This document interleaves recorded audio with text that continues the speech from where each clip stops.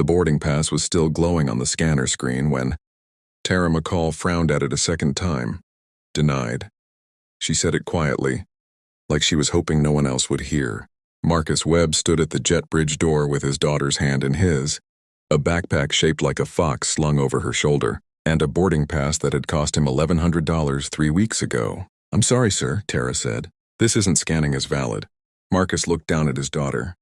Zoe was 9 in her travel sneakers with the light-up soles, watching her father's face the way kids do when they're deciding whether to be scared.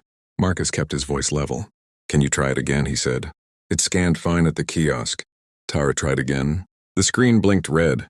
She glanced past him at the man behind him in the boarding line, a broad-shouldered guy in a quarter-zip sweater checking his watch. Then back at Marcus, and something in her face changed the way a decision changes, a face before anyone says it out loud. "Sir," she said, "I'm going to need you to step aside so I can sort this out. It's holding up the line." He stepped aside. He always stepped aside, not because he agreed there was a problem, but because he'd learned a long time ago that a black man standing his ground in a doorway gets written up differently than a white man doing the same thing 3 feet away. He'd learned it the slow way over 20 years. One small humiliation at a time, and he'd learned it the fast way too. In the job he did 5 days a week, reading other people's worst moments off incident reports.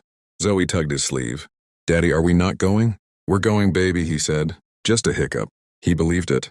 He had booked this seat 2A, 6 rows up from where his ex-wife had once told him he'd never sit. Back when first class was something other people did. He had the confirmation email on his phone. He had the receipt. What he did not yet know was that somebody at Cardinal Airways had, 40 minutes earlier, looked at a name and a photo and decided that name didn't belong next to that seat number, and had typed something into a system that was about to turn a paid ticket into an accusation.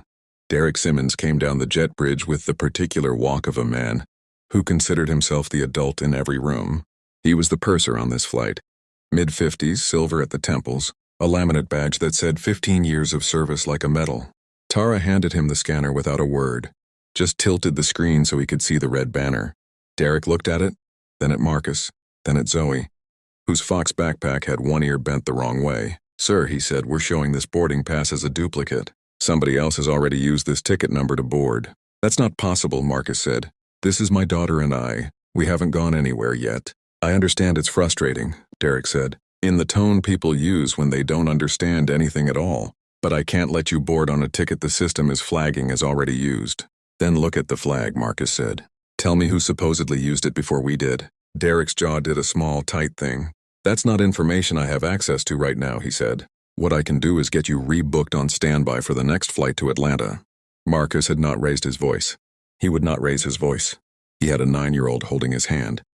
And he had spent his whole career watching what happens to men who raise their voices in rooms, like this one. But he felt the particular cold clarity come over him that came whenever he recognized a shape he'd seen before. The shape of a decision dressed up as a system error. "Sir," he said, "my ticket was purchased 3 weeks ago.